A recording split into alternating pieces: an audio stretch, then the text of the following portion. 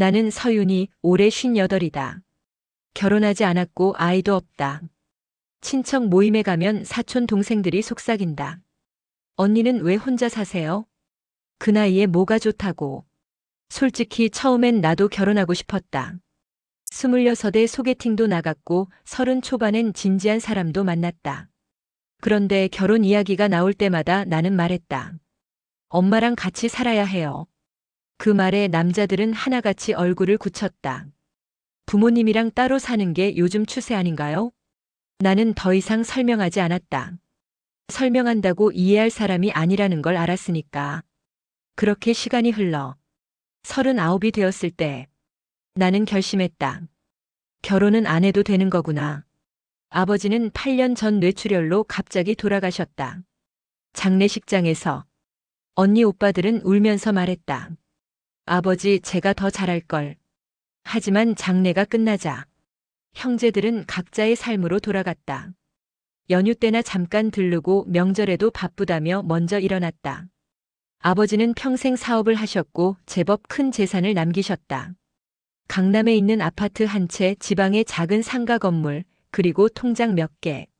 전부 엄마 명의로 정리됐다. 엄마는 처음엔 그 돈을 어떻게 써야 할지 몰라 했다. 이렇게 큰 돈 난 평생 이런 거 만져본 적이 없는데. 나는 엄마 손을 잡고 말했다. 엄마 괜찮아요. 제가 다 정리해 드릴게요. 그날부터 나는 엄마의 재산 관리를 맡았다. 통장 정리, 세금 신고, 건물 관리까지. 아버지가 떠난 뒤 엄마는 자주 말했다. 그래도 내가 있어서 다행이다. 내가 아니었으면 난 어떡할 뻔했니? 그 말을 들을 때마다 나는 가슴이 뜨거워졌다. 사람들은 말한다. 결혼 안 한 게 실패라고. 아이 없는 인생이 외롭다고. 하지만 나는 안다. 혼자 남겨진 엄마 곁을 지키는 것. 그게 내가 선택한 인생이고 후회 없는 선택이라는 걸. 그날도 엄마는 내 손을 꼭 잡고 말했다. 윤희야, 내가 최고야. 나는 웃으며 대답했다. 엄마, 저도 엄마가 최고예요. 엄마는 올해 74이다. 겉으로 보면 단정하다. 머리도 깔끔하게 빗고 옷도 깨끗하게 입는다. 처음 보는 사람들은 엄마를 보고 말한다. 정정하시네요. 하지만 나는 안다. 그 정정함이 얼마나 연약한 겉모습인지. 2년 전부터 엄마는 이상했다. 윤희야, 오늘 며칠이야? 어제 저녁에 뭐 먹었더라? 처음엔 단순한 건망증이라고 생각했다. 나이 들면 누구나 그럴 수 있다고. 그런데 어느 날 엄마가 은행에서 전화가 왔다. 고객님께서 지금 현금 3천만 원을 찾으려고 하시는데요. 괜찮으신 거 맞으시죠? 나는 급하게 은행으로 달려갔다. 엄마는 창구 앞에서 가방을 꼭 껴안고 있었다. 엄마, 왜 이렇게 큰 돈을 찾으시려고 해요? 엄마는 당황한 표정으로 말했다. 그게 누가 필요하다고. 아, 생각이 안 나네. 그날 나는 엄마를 모시고 대학병원에 갔다. 검사는 이틀에 걸쳐 진행됐다. MRI, 인지기능 검사, 혈액 검사. 결과를 듣던 날, 의사는 모니터를 보며 차분히 말했다. 혈관성 치매입니다. 이미 상당히 진행됐고요. 지금 어머님의 정신 연령은 초등학생 이하로 보셔야 합니다. 그 말을 듣는 순간 진료실이 빙글빙글 도는 것 같았다. 선생님, 그게 무슨... 의사는 천천히 설명했다. 돈의 가치를 이해하지 못하고 시간 개념도 흐릿해집니다. 앞으로 혼자 계시면 안 됩니다. 그날 이후 엄마는 정말로 아이가 되어갔다. 통장이 뭔지 모른다. 건물 임대료가 들어와도 관심이 없다. 아버지가 평생 모은 재산이 얼마인지도 모른다. 어느 날 엄마가 물었다. 윤희야, 우리 집 가난해? 나는 웃으며 대답했다. 아니에요, 엄마. 우리 괜찮아요. 엄마는 안도하며 말했다. 다행이다, 내가 고생할까봐. 요즘 엄마는 하루에도 몇 번씩 나를 붙잡고 묻는다. 윤희야, 나 착하지? 나 잘하고 있는 거지? 나 혼날 일 없지? 그 질문은 칭찬받고 싶어서가 아니다. 혼나지 않을 거라는 확인이 필요해서다. 어제는 엄마가 설거지를 하다가 그릇을 깼다. 엄마는 깨진 그릇을 보며 아이처럼 울먹였다. 미안해, 나 잘못했어. 나는 엄마를 안아주며 말했다. 괜찮아요, 엄마.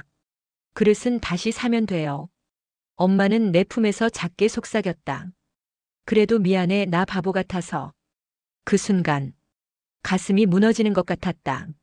아버지 사업 도우며 평생을 산 엄마. 자식들 뒷바라지하느라 자기 인생은 없던 엄마. 그 엄마가 이제 스스로를 바보라고 말한다. 부자였던 엄마는 이제 돈이 뭔지도 모르는 아이가 됐다. 하지만 나는 안다.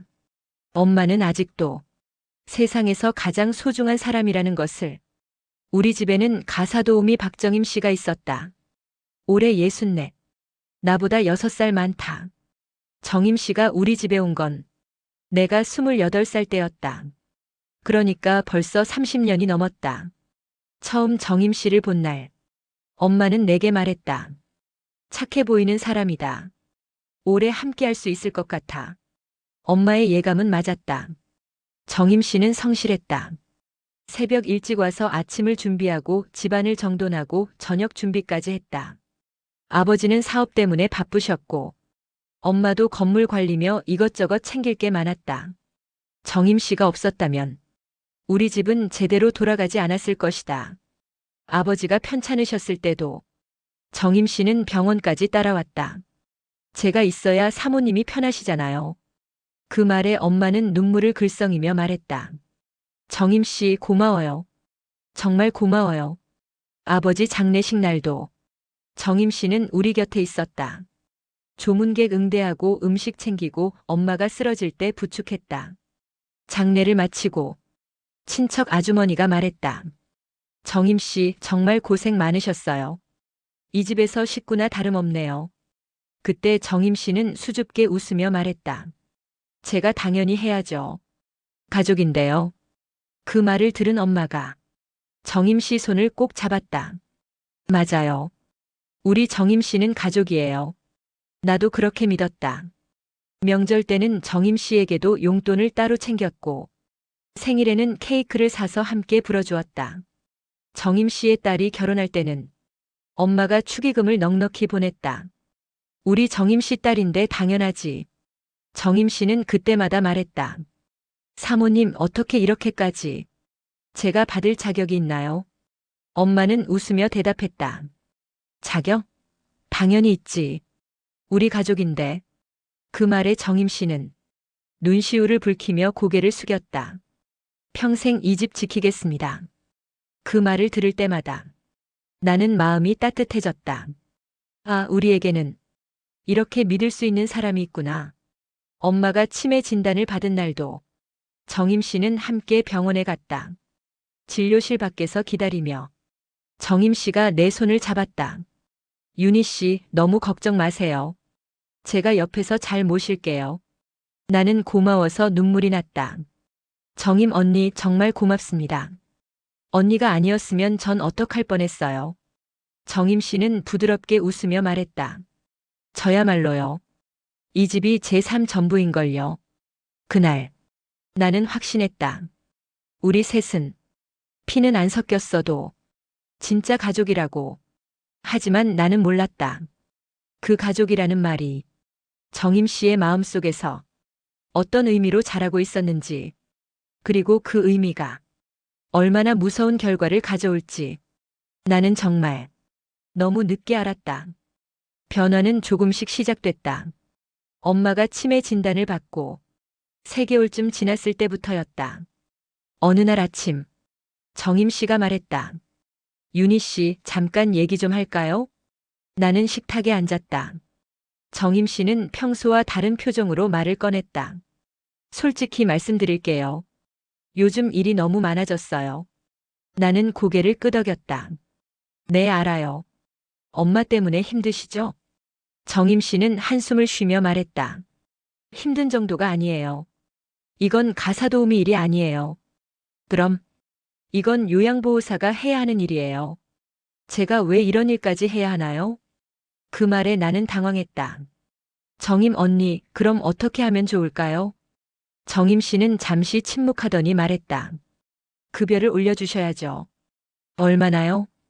지금보다 50%는 올려주셔야 할 것 같아요. 나는 놀랐지만 이해하려고 노력했다. 알겠어요. 조정해 볼게요.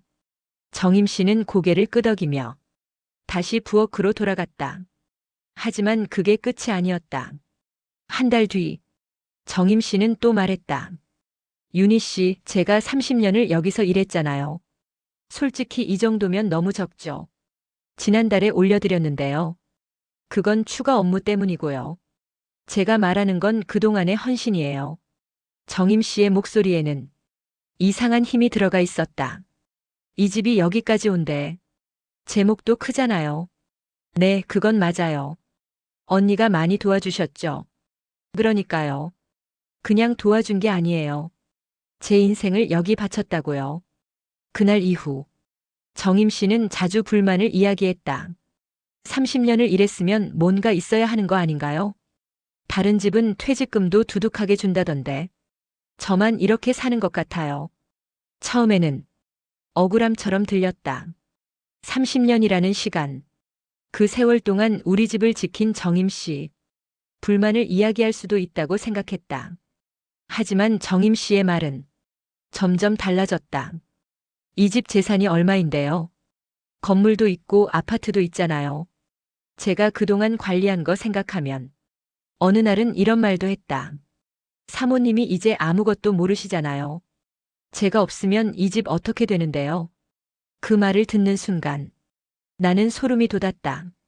억울함이 권리로 변하고 있었다. 내가 헌신했으니 받을 게 있다는 생각이 이 집은 나 없이 안 된다는 확신으로 바뀌고 있었다. 어느 날 저녁 엄마가 밥을 흘렸다. 정임 씨가 차갑게 말했다. 또 흘리세요? 이러니까 제가 힘들죠. 엄마는 아이처럼 고개를 숙였다. 미안해요. 그 모습을 보며 나는 가슴이 철렁 내려앉았다. 언제부터였을까?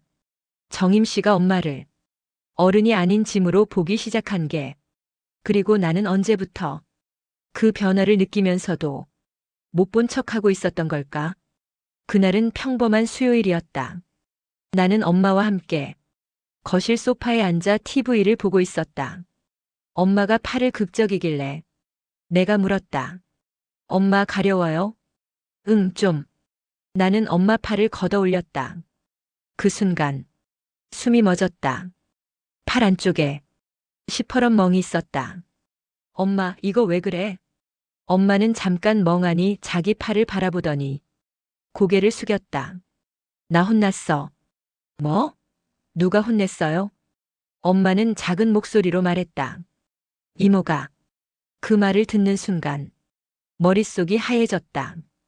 이모가 엄마한테 뭐라고 했어요? 엄마는 눈을 내리깔고 아이처럼 손가락을 만지작거렸다. 내가 말을 안 들어서. 무슨 말을 안 들었는데요? 잘 모르겠어. 그냥 혼났어. 나는 엄마 손을 꼭 잡았다. 엄마 아픈 데는 없어요?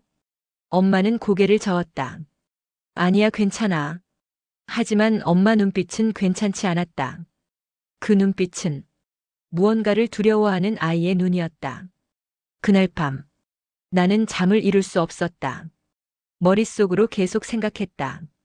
정임 씨가 정말 엄마를 때렸을까? 아니면 엄마가 잘못 기억하는 걸까? 치매 환자는 가끔 없는 일도 있었다고 말한다고 들었다. 하지만 엄마 팔의 멍은 분명히 실제였다. 새벽 3시. 나는 휴대폰을 들고 검색했다. 노인 학대 증거, 가정 내 폭력 확인 방법. 검색 결과에는 CCTV 설치를 권장하는 글이 많았다. 하지만 나는 망설여졌다.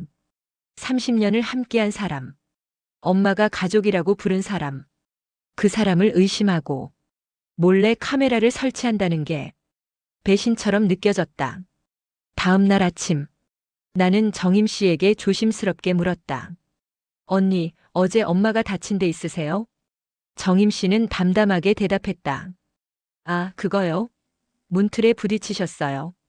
제가 조심하라고 했는데 말을 안 들으시더라고요. 그래요? 요즘 사모님이 말을 잘 안 들으세요. 제 말 무시하고 막 돌아다니시고. 정임 씨의 표정은 너무 자연스러웠다. 혹시 내가 의심병에 걸린 걸까? 엄마가 정말 잘못 기억한 걸까? 하지만 그날 저녁, 엄마가 또 말했다. 윤희야, 나 오늘도 혼났어. 무슨 일 있었어요? 엄마는 눈물을 글썽이며 말했다. 이모가 나한테 화냈어. 내가 자꾸 말을 안 들어서. 엄마가 뭘 잘못했는데요? 잘 모르겠어. 그냥 이모가 무서워. 그 순간 나는 결심했다. 의심이든 확인이든 나는 진실을 알아야 한다. 엄마를 지키는 건 나밖에 없으니까. 그날 밤 나는 아무 말도 하지 않고 거실 선반 뒤에 작은 팩캠을 설치했다. 화면은 내 휴대폰과 연결했다. 카메라 렌즈를 확인하며 나는 중얼거렸다. 제발 아무것도 아니길. 하지만 내 가슴 한쪽은 이미 알고 있었다. 곧 나는 믿고 싶지 않은 진실을 보게 될 거라는 것을. 카메라를 설치한 지 사흘이 지났다. 그날 나는 회사에서 업무를 보고 있었다. 오후 2시쯤 휴대폰에 알림이 떴다. 움직임 감지됨. 나는 화면을 켰다. 거실에 엄마와 정임 씨가 보였다. 엄마는 소파에 앉아 멍하니 TV를 보고 있었고 정임 씨는 청소를 하고 있었다. 별일 없구나. 나는 다시 일에 집중했다. 하지만 30분 뒤 다시 알림이 왔다. 화면 속 엄마는 컵에 물을 따르고 있었다. 그런데 손이 떨려서 물이 바닥에 쏟아졌다. 엄마는 당황하며 중얼거렸다. 어떡하지 닦아야 하는데. 그때 정임 씨가 다가왔다. 나는 숨을 죽였다. 정임 씨가 말했다. 또 쏟으셨어요? 엄마는 아이처럼 고개를 숙였다. 미안해요. 손이 떨려서. 정임 씨의 목소리가 차갑게 변했다. 뭐라는 거예요? 이해도 못하면서. 엄마는 작은 목소리로 말했다. 미안해요. 다시 할게요. 정임 씨는 엄마 팔을 확 잡아 끌었다. 저쪽 가서 놀아요. 여기서 어른인 척하지 말고. 엄마는 비틀거리며 소파로 갔다. 정임 씨가 혀를 차며 말했다. 아, 진짜 왜 이렇게 귀찮게 해? 엄마는 소파에 앉아 울먹이며 고개를 끄덕였다. 나는 휴대폰을 쥔 손이 떨렸다. 이게 진짜야? 지금 내가 보고 있는 게 진짜라고. 하지만 더 충격적인 건 그 다음이었다.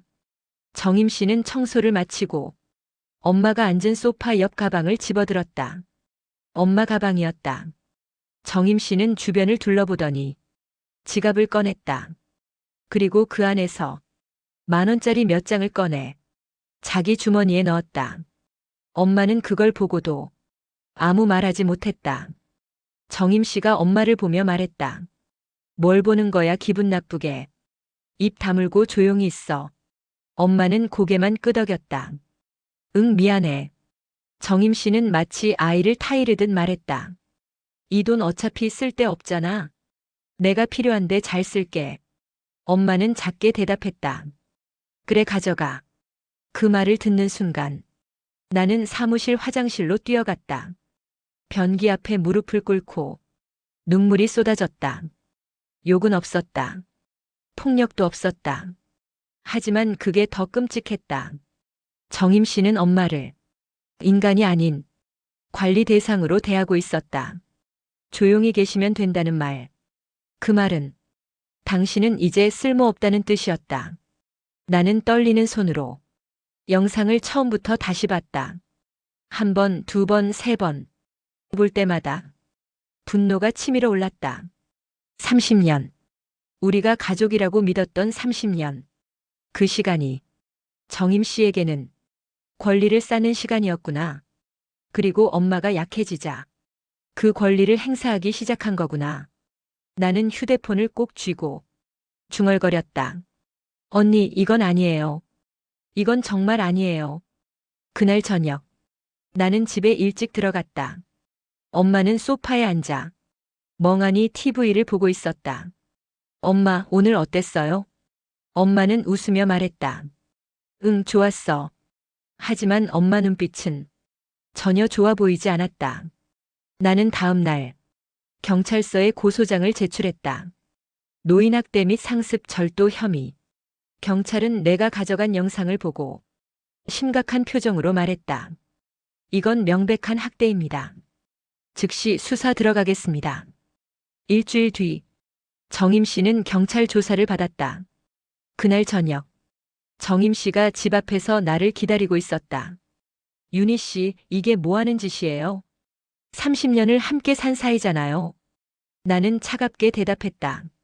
30년을 함께 살았으면 더 잘해주셨어야죠. 제가 뭘 잘못했다고요? 엄마를 사람 취급 안 하셨잖아요. 정임 씨는 목소리를 높였다. 사람 취급? 제가 얼마나 고생했는데요. 그 나이에 아무것도 모르는 사람 모시는 게 얼마나 힘든데. 그 말에 나는 웃음이 나왔다. 그래서 돈을 훔치셨어요? 그래서 엄마를 때리셨어요? 정임 씨는 말문이 막혔다. 저는 때린 적 없어요. 영상 다 있어요.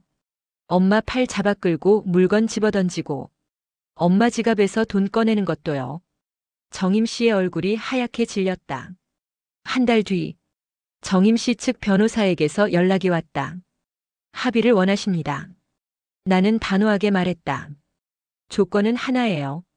엄마에게서 가져간 것, 그리고 엄마가 겪은 공포까지 전부 책임지세요. 조정실에서 검사가 합의 조건을 읽어내려갔다. 첫째, 그동안 피해자 지갑에서 빼돌린 현금 전액. 예상 금액 약 2천만 원. 둘째, 치매 환자 대상 정신적 피해 위자료. 3천만 원. 셋째, 노인학대 가중 합의금. 5천만 원. 총액 1억 원 지급 시 합의. 정임 씨는 떨리는 목소리로 말했다. 1억이요? 그건 너무. 검사가 차갑게 말했다. 형사처벌을 원하시면 합의 안 하셔도 됩니다. 다만 실형 가능성이 높습니다. 정임 씨는 눈물을 흘리며 말했다. 이러면 저는 아무것도 안 남아요. 30년 일해서 모은 돈이 다 날아가요. 그때 나는 처음으로 정임 씨를 똑바로 보며 말했다. 우리 엄마도 당신 때문에 아무것도 남지 않을 뻔했어요. 무슨 존엄성이요. 사람으로서의 존엄성. 정임 씨는 고개를 떨구고 울기 시작했다. 결국 합의는 성립됐다. 정임 씨는 시골에 있던 집을 팔았다. 15년 동안 부은 적금을 깼다. 노후를 위해 모아둔 예금도 모두 내놓았다. 30년 일해서 모은 돈은 한 번의 합의로 끝났다. 마지막 날, 정임 씨가 집을 나서며 말했다. 제 인생이 뭐가 됐어요? 나는 대답하지 않았다. 엄마는 그날도 소파에 앉아 나를 보며 물었다. 윤희야, 나 잘한 거야? 나는 엄마 손을 꼭 잡고 웃으며 말했다. 응, 엄마는 잘못한 거 하나도 없어. 엄마는 환하게 웃었다. 치매에 걸린 어른은 가치가 줄어든 사람이 아니다. 더 보호받아야 할 존재다. 그리고 오래 일했다고 해서 사람을 무시할 권리는 그 누구에게도 없다. 30년의 노동보다 중요한 건 단 하루의 존중이다. 여러분, 오늘 이야기는 여기까지입니다. 믿는 도끼에 발등 찍힌다는 말이 있습니다. 30년을 함께한 사람, 가족처럼 여긴 사람, 그 사람이 가장 위험할 수 있습니다. 착한 사람이 당하는 게 아닙니다. 너무 믿는 사람이 당하는 겁니다. 특히 나이가 들고 몸이 불편해지면 주변 사람에게 의지하게 됩니다. 하지만 그 의지가 상대방에게는 기회로 보일 수 있습니다. 오래 일했으니까, 가족처럼 지냈으니까, 이런 말로 당신의 재산과 존엄을 요구한다면 그건 더 이상 가족이 아닙니다. 진짜 가족은 약해진 당신을 지키는 사람입니다. 이용하는 사람이 아닙니다. 여러분의 부모님 곁에 누가 있습니까? 그 사람을 정말 믿어도 되는 사람입니까? 오늘 한 번쯤 확인해 보세요. 너무 늦기 전에 말입니다. 오늘 이야기가 경각심을 주었다면 좋아요 버튼 꼭 눌러주세요. 구독과 알림 설정까지 해주시면 더 많은 현실 이야기로 찾아뵙겠습니다. 댓글로 여러분의 경험을 나눠주세요. 당신의 이야기가 누군가의 부모님을 지킬 수 있습니다. 세상에 공짜는 없습니다. 헌신에는 반드시 이유가 있습니다. 의심하라는 게 아닙니다. 지혜롭게 경계하라는 겁니다. 다음 이야기에서 또 만나요. 부디 건강하시고 조심하세요.